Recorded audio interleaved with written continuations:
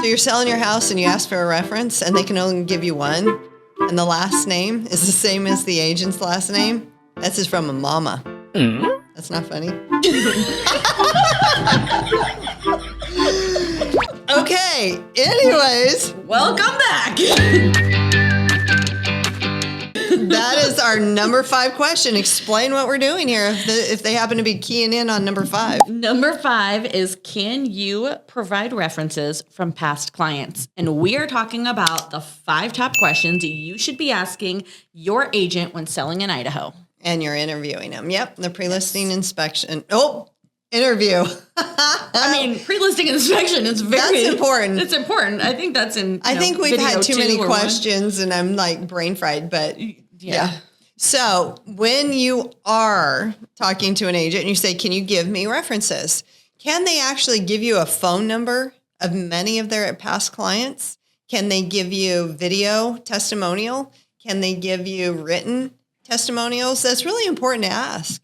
Well, I'm actually kind of dumbfounded that this is even a question on here, because I feel like this should have been, when you're looking for agents to interview, you should have been looking at their reviews and at their possible testimonials online Google before reviews. Even having them come over. Mm-hmm. I mean, it's a great question to ask if you haven't done that. Or let's say it was a reference, right? Like your neighbor or your friend was like, hey, you need this agent. And you're just like, okay, I trust them. I'm going to have them. Then yeah, you can ask this question. But I think if they don't have an online footprint of testimonials and of reviews, they shouldn't even be at your interview table. I agree. We have our past clients do Zillow and we have them do Google. I don't do Realtor.com or a couple others or Yelp or any of those, but I have them focused on 2. Can you imagine you're my past client and I give you a list this long? Can you leave a review and a review and a review and a review? And you have to have it be different on every single one.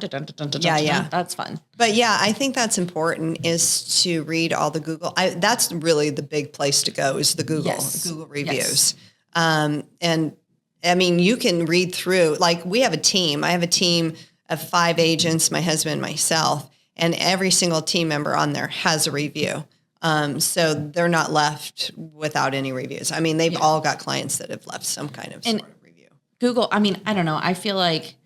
Sometimes I feel like Yelp, I read their reviews and I'm just like, but it's like restaurants. Right? I was going to say, I only do it for restaurants. Yes, but I don't like Yelp reviews, because if you read the review, it's like a 1 star and they're like, well, I hated the color on the wall. Well, that's why, because it's only the people that are going to complain that are going to leave the reviews, like hotels and restaurants and stuff like that. Mm-hmm. But Google is like, you can't really screen that stuff. Like, what's left is left. So if they give you a 1 star, you got a 1 star. You can't take it off. You know, I had someone that I don't even know who this person is. We've got almost 100 5-star reviews. And I had some guy, and I think it was from back in the Middle East or something, that left a review.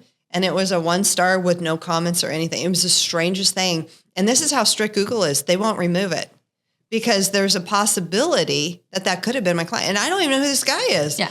And so all I can do is respond back and say, hey, I'm sorry if I bumped into you at a grocery store. I don't know who you are, but yeah. So it's really hard to get them removed. So if you go to like our website, that's the other thing. You can ask the agents, do you have a website with video testimonials? Yes.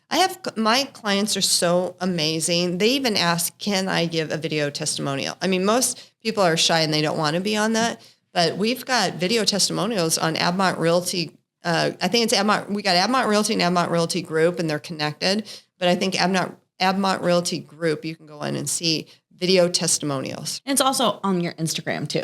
Yeah, we got them everywhere. Yeah, on the Instagram page as well, which will be linked somewhere. Yeah. I don't want to point down or up or to the side, because I don't know where they're going to link it, but it's going to be somewhere. She's always confused.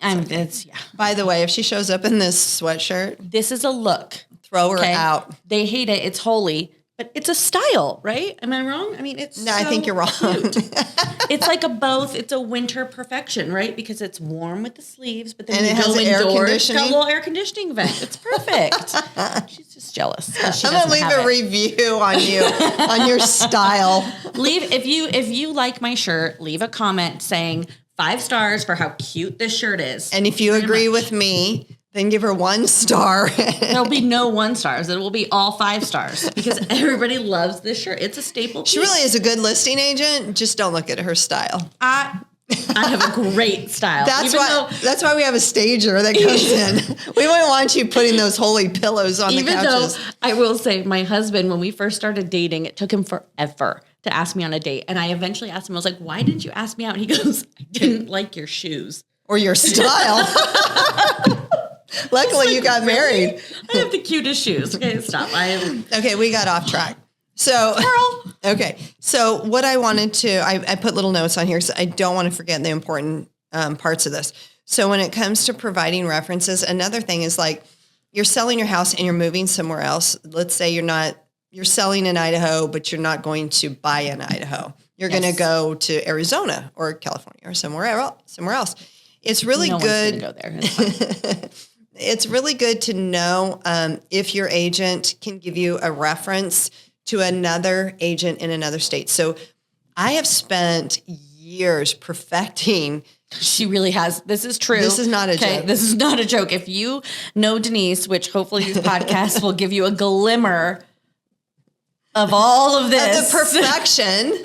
She can't pull off the holy shirt, but of all of this, you will know that when she says she has spent years perfecting this, it is 100% the truth. She has literally perfected this. So if you're going to move to, say, Arizona, and let's say Phoenix specifically, I literally, in the top of my head, know 3 rock star agents that I can refer you to, because I'm not going to refer you to somebody else because that's my reputation on the line. These are like top of the line in social media, people who are going to know the areas, who have Google reviews up the boo, right? But not everybody's personality matches. So that's why I have more than one agent for you to interview to see which agent that you mesh with, right? You know, you got the agents whose styles are like that or the styles that are like this. So you want to make sure you 10 out of 10. 10 out of 10. Okay. Anyways. So maybe 9 because part of it's missing. Yeah, I would say you're missing a lot.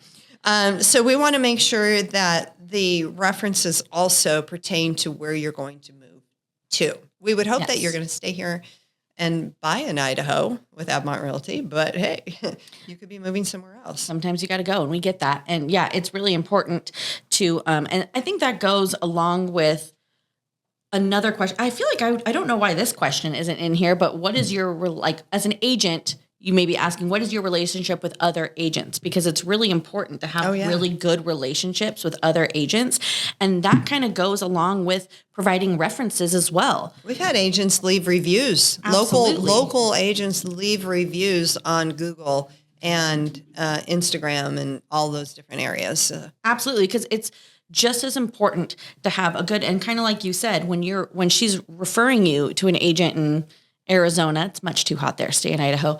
It's her reputation on the line. So that's the same thing. We build great relationships with agents. So when we're doing our homework for you, if you're moving out of state, just know that we've worked with those people and we're building those great relationships, and they can give references just as well as we can give them a reference. I mean, you wouldn't go get your hair cut without getting a referral or a reference from somebody else. You wouldn't go to a pediatrician with your child or even your pup to a place that hasn't had somebody referring you or reading the Google reviews or reading stuff. So it's the same with a real estate agent. Think about that. That is probably your number one investment in your life is your house.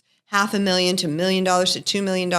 Biggest purchase you'll ever make. Yeah, you want to make sure that you've researched their reference, that other people agree, that are in alignment with what you're hearing across the table, that they're going to be able to perform well. Yep. And ask for those phone numbers too. I always offer them up. My clients, I don't know about yours. Oh yeah, no, absolutely. I don't know about your clients, but just raised my hand to catch you on that. IT guy was flagging us down. You should maybe talk about, like, at the negotiation table, it's really good to have that communication. Other agents like.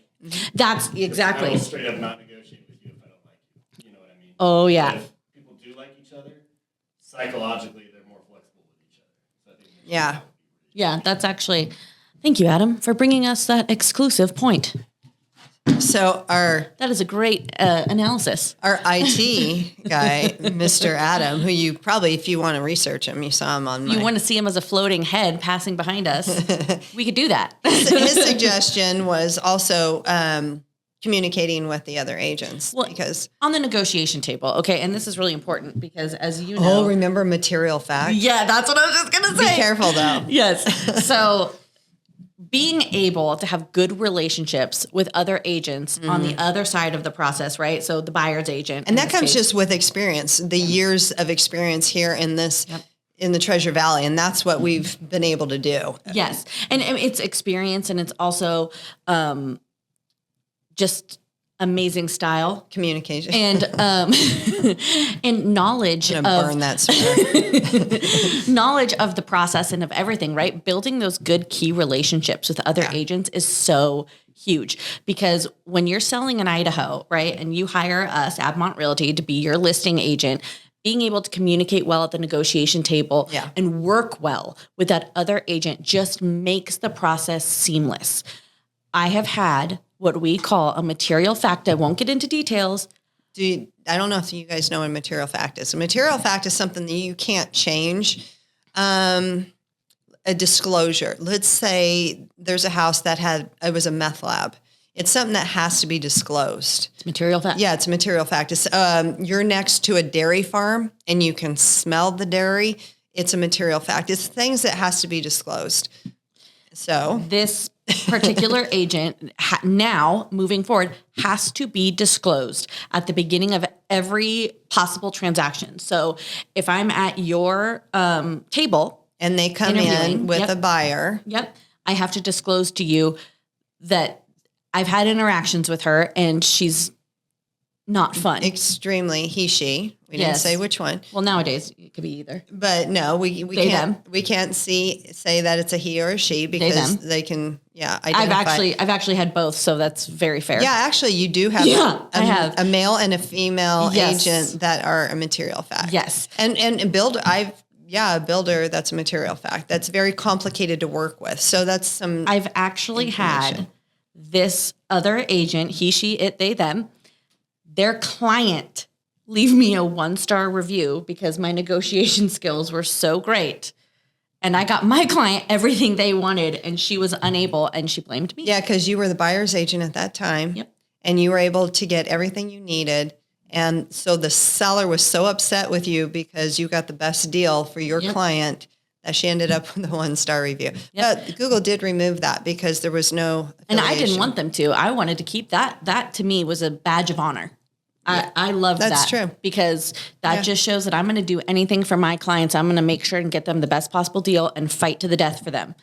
And so being able to have good relationships with agents is huge because it will make the process so much more seamless. And that reminds me of our other podcast with the communication. It kind of all goes hand in hand. It does. I had a little frog in my throat. Sorry. Ribbit. But yeah, I mean, I wouldn't do any transaction anywhere without getting some kind of a reference from somewhere.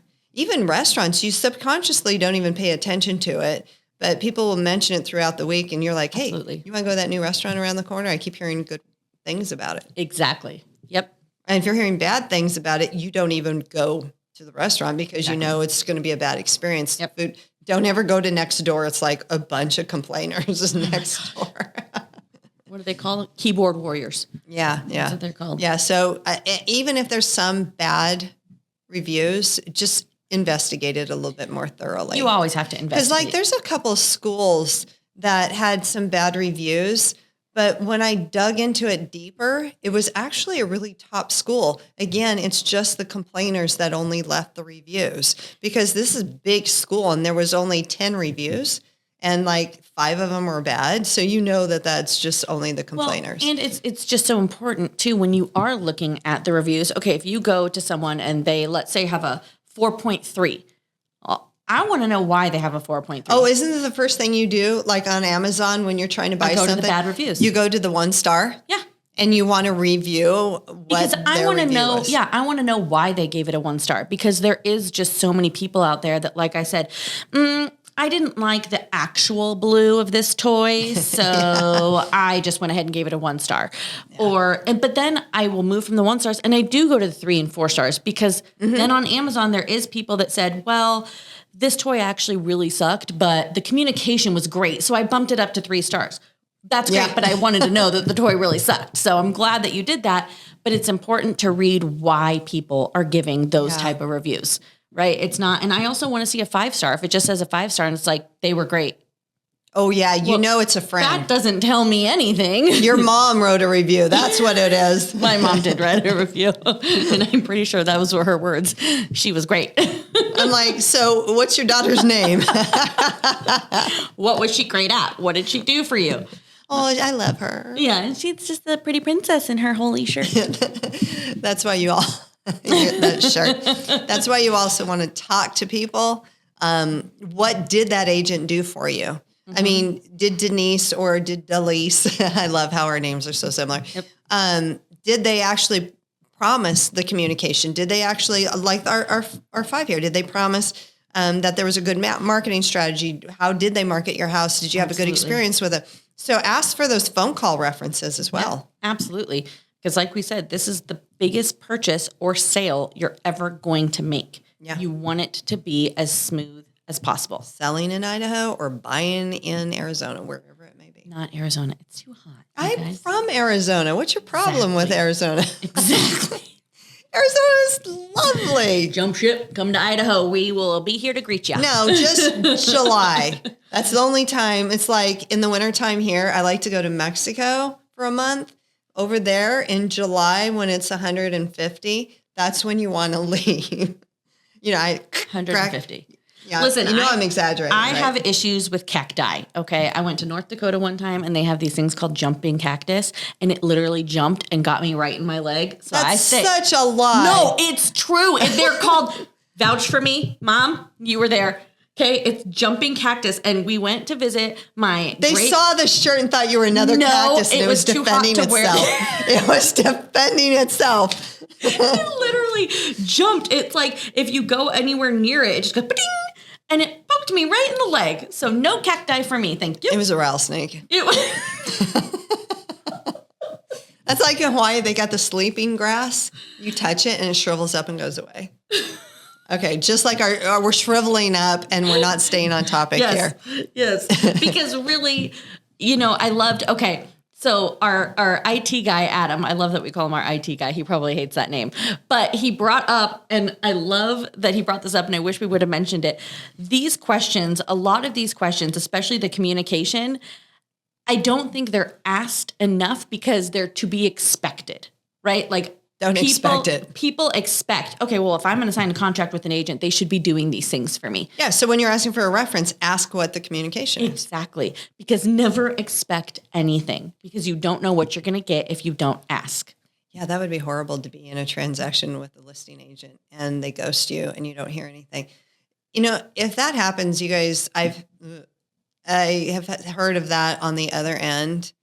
Well, that's what I was going to say because I had a client that was buying here and they were selling in another state. I was going to say cactus state. Cacti. And they didn't do their due diligence on that agent. And as a matter of fact, it was Joe that was working on the buy side. And I could hear him talking to them. And he's like, well, what do you mean they're not communicating with you? What do you mean they haven't had an open house? Well, I could hear Joe say, well, tell them to have an open house because we got to get that house sold so you can buy this house. And they're like, well, we did. And they have a partner. And Joe's like, well, call the partner. Well, we did. And she's on vacation. This was July. And she's on vacation and he needed some time off too. And Joe's like, well, didn't you just list your house? And she said, yeah, it was about 5 days ago. 5 days ago, no open house. No communication. They ghosted, and both of them, because there wasn't a team like us where somebody can help and do an open house, they both were out of state. And so we're over here trying to get them on a contingency, trying to get them to buy this house here. And we didn't refer these people. And that was I think one of the biggest problems. Yes. Is they found someone just randomly. I think it was their best friend's daughter, I think was the scenario, which is We know a lot of people do that. Yep. But then you're going to have hard feelings between now your best friend and the daughter when you have to fire the daughter. That's why a lot of people don't choose anybody that they know and they choose somebody else. So if you're going to choose somebody else you don't know, then you want to do all this research. And so the bottom line, it took them about 2 months. We kept the deal alive on this end, and they finally sold the house with, I don't know how, they had no foot traffic. They didn't do open houses. They didn't communicate. If they're not communicating, their marketing is going to reflect the lack of communication as well. Yep. No, I can already think of like so many stories that I've heard of people who are coming into our open houses, looking at homes, and they're like, well, it's going to be contingent. I'm trying to sell my home. I'm like, okay, but yet their agent isn't doing any open houses. The communication to know what the problems are with the house. And that's the other side of it. We've talked about this, and I know this isn't we part talked about that on number 4. Yes. It's like, well, communication, we talked about number 4, but marketing, number 1, was our first question. And open houses are so important. They're so huge. That should be the number 1 thing that your agent should be doing. And I wanted to bring up too, because as we talk about this whole interview process and finding the right agent for you, I actually have a friend of my mom's that knows about 7 real estate agents. And she told me one day, she goes, I don't know what I'm going to do when I have to sell my home because I know so many agents and I don't want to hurt anyone's feelings. And my response to her question was interview every single one of them and then some. And don't pick your mom's daughter because that would be you. You can pick your daughter's best friend's agent. I was so confident. And I told her this. I said, listen, my feelings won't be hurt if you go with someone else because I get it. I said, but I am so confident that after you interview everyone, we will win because of the process that we do. Not through the relationship of your mother, but because of what you do. Because of what we do. And that's what I told her. I said, it's too much to explain. I said, but our marketing, our communication, our references, our knowledge of the neighborhoods.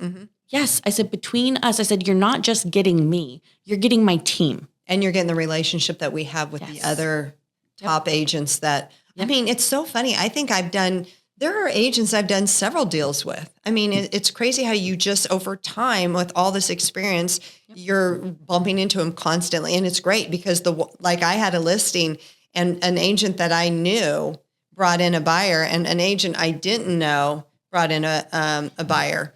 And my sellers are like, which agent do you have a good rapport with? And it happened to be this one who happened to have the best offer overall. Yeah. And they felt comfortable with taking that best offer overall, just be on top of the fact that I had that relationship. Well, and it's not just, I don't want you guys to think that it's like, oh, so if you don't know the agent, we're not going to, no, that's not it. Yeah. The whole thing is when it comes to like a bidding war, okay, and I was recently in this too, when it comes to a bidding war, if you have 2 agents, okay, 2 offers, you're going to go with the one you know is going to succeed. Even if they're identical, because that just kind of helps push that over because you have the trust. If I've closed 4 times with this agent and I know. And then material fact agent comes in. No. Even though I closed with material fact agent, I did close with them. But it's just, I'm going to say, hey, I trust this person because I know. Communication is going to be good. We've communicated. I've closed with them. And, sometimes you're going to get offers that are a little shaky, right? They're just, okay, they're contingent. Oh, I'm nervous on this.